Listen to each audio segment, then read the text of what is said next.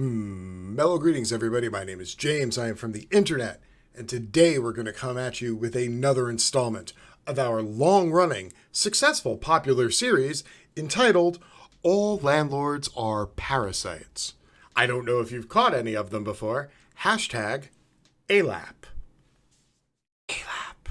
So I find the more I have this conversation with people here in the United States, I always get the same arguments that are based on the history of America and the rugged individualism of inheriting $300 million from somebody else who inherited $80 million from somebody else who inherited $30 million from somebody else who inherited $10 million from somebody else who had a plantation and 185 slaves.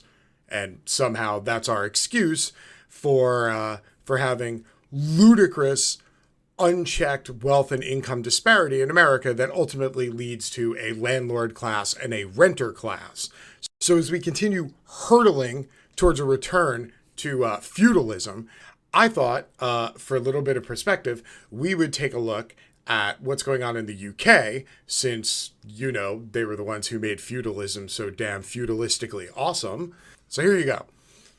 Poor tenants pay for landlords to live like kings. It doesn't have to be this way. I have a friend who works almost every waking hour, mainly to pay the rent. Her landlord lives on a beach, 4,000 miles away. He seldom responds to her requests and grudgingly pays for the minimum of maintenance.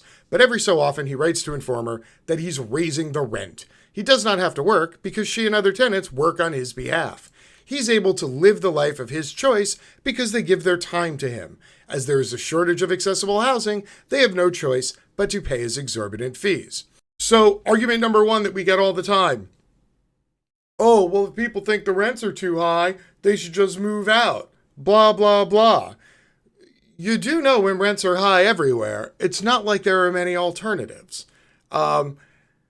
And people will say, oh, but you know, you signed a lease and that's a legal agreement, so you should be responsible and you should pay your whole lease. And, you know, when the lease kicker comes up and the rates go up, you should pay that because that's part of your legal lease. And you signed it of your own free will. Well, it's not free will if you sign a legal document and strike a bargain with somebody under the threat of coercion. And I don't know about y'all, but I happen to find the threat of homelessness and starvation to be highly coercive. Shall we continue? Rents charged at such rates, far beyond the cost of capital and maintenance, are in these circumstances a form of private taxation, levied by the rich on the poor. The penalty for failing to pay this tax is arguably greater than the penalty for failing to pay taxes owed to the state. Eviction and homelessness, i.e., please see my last comment. People say, I work for Tesco or I work for Deliveroo, but the reality for many is that they work for their landlord. While the average mortgage household spends 12% of its income on housing, the average renting household spends 36%. I have said it before, I will say it again, because apparently a lot of y'all need this reminder. It is really, really expensive to be poor. When you live at the margin, you have less opportunity for error and all the nickel and diming that if you're a member of the middle class or upper class, that you just think of as a minor inconvenience. To the working poor and to people who don't have a lot of money, those little nickel and dime fees and increases, that's the difference between dinner 6 days a week and dinner 3 days a week. The UK has become a paradise for landlords and hell for tenants. Buy-to-let mortgages, easy evictions, uncapped rents, generous tax breaks, and the replacement of social housing with a housing benefit, a bill that now amounts to $22 billion a year, much of which is paid to private landlords, have turned the rental sector into a license to print money at the expense of both tenants and taxpayers. In the 13 years between 2002 and 2015, average wages for people who rent rose by 2%, but their rents rose by 16%. This is what we call the continued extraction of wealth from the working class. I mean, housing is a basic necessity. Without housing, you're living in a tent or you're living in a car. Okay, these are not viable solutions for people who have to do things like shower every day so they can go to work, because if you don't go to work, you can't make money and you can't pay the rent and the landlord will evict you. You kind of see how this cycle of shit works, right? Yeah, we're good? Okay. I'm gonna keep rolling now. Landlords get away with providing unfit and dangerous accommodation, and tenants have a powerful incentive not to complain to the local authority, as 46% of those who do so are summarily evicted. The government's promise to repeal Section 21 of the Housing Act, which enables owners of property to evict tenants without good reason, will achieve little if it does not come with a cap on rent rises. Otherwise, landlords can engineer de facto evictions by hiking the price. So you see in the UK, they also have many restrictions built in that wouldn't allow landlords to just kick people out into the street willy-nilly for any reason. So what happens is a piece of legislation gets banged around for a decade, it grudgingly gets passed, and then it has ginormous loopholes built into it that landlords can just drive their tenants through before they raise the rent and kick them out anyway. Again, not a government problem, a plutocracy problem. And if it wasn't for the fact that capitalism needs government to exist, we wouldn't have plutocrats. The disparity is partly explained by the vast market in second homes and holiday homes. Holiday homes. In the UK, while 320,000 people are officially homeless, and many more invisibly sofa surfing or sleeping in sheds or cars, 1 in 10 adults now owns more than one home. These owners are overwhelmingly rich and middle-aged or elderly. During the first 10 years of this century, the number of homes standing empty for most of the year rose by 21%, i.e. they have more of a landlord class developing. They have people who buy multiple homes and either put them up for like an Airbnb short-term rental situation where, you know, if you rent it out maybe 20 to 30% of the days of the year, it makes enough to pay the mortgage and the taxes so that essentially you own a home and it costs you nothing. It's a pretty convenient way to make a living. Again, when you get to the point that you have so much equity, that you have so much capital, that your capital can go out and make money for you while you stay home and sleep, you know, that's when you flip the teeter-totter of capitalism.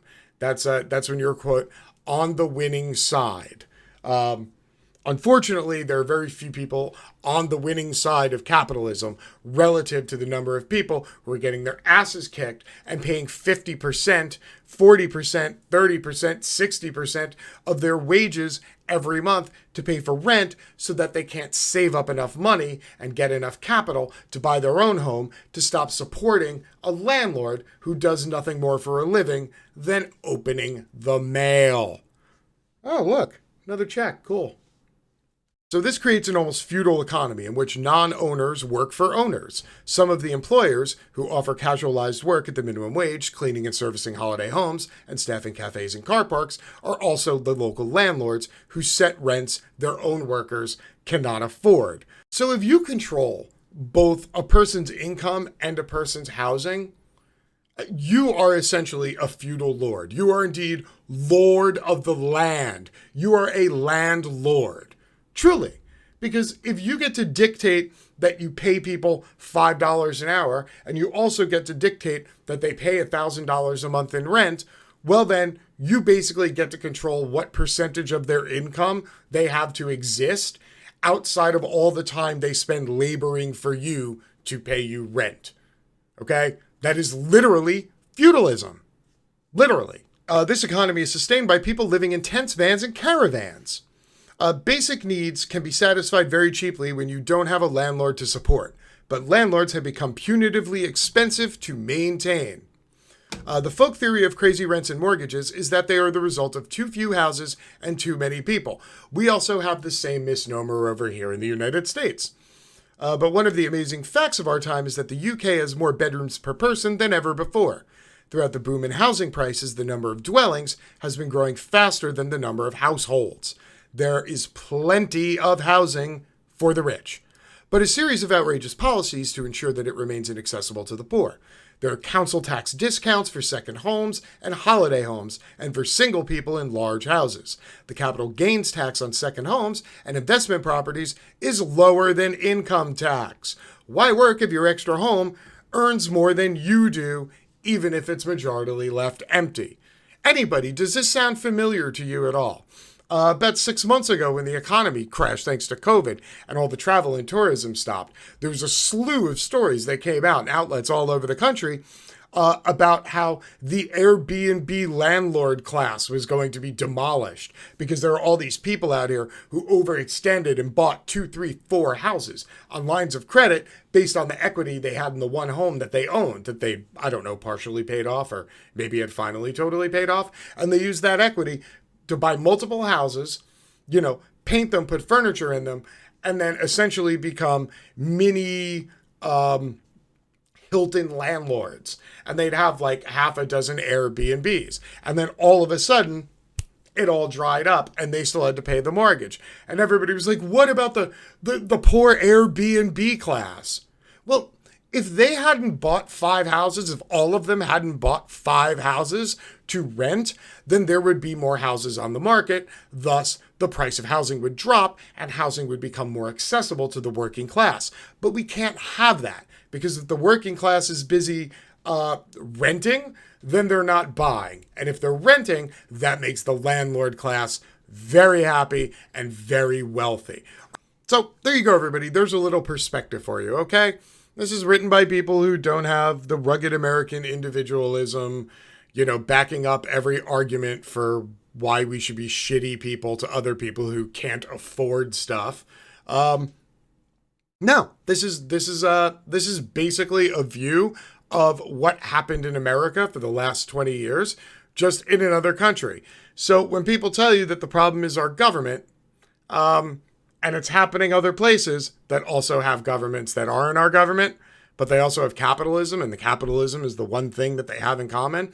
And that capitalist class expends their money to affect legislation, i.e. be plutocrats. Yes, well, when you have capitalists running amok and plutocrats buying legislation, then even though you can call yourself a constitutional republic or a democracy or whatever you want to say, you're really just living in a modern state of feudalism. And you are either a lord of the land who owns a castle, or you are a serf out in the field, having your wage, your labor, and your housing costs all be dictated to you by the guy on the top of the hill in the castle.